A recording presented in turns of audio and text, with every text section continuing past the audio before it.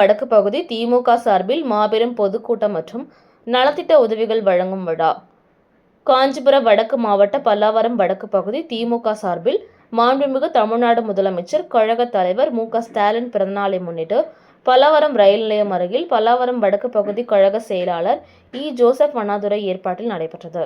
இதில் சிறப்பு அழைப்பாளராக தமிழ்நாடு பாடநூல் மற்றும் கல்வியியல் பணிகள் கழக தலைவர், தலைமை கழக பேச்சாளர், நகைச்சுவை தென்றல் திண்டுக்கல் ஐ. லியோனி, குறு சிறு மற்றும் நடுத்தர தொழில் நிறுவனங்களின் துறை அமைச்சர் தாமு அன்பரசன், பல்லாவரம் சட்டமன்ற உறுப்பினர் இ. கருணாநிதி, தாம்பரம் சட்டமன்ற உறுப்பினர் எஸ். ஆர். ராஜா ஆகியோர் கலந்து கொண்டு சிறப்புரையாற்றினார்கள்.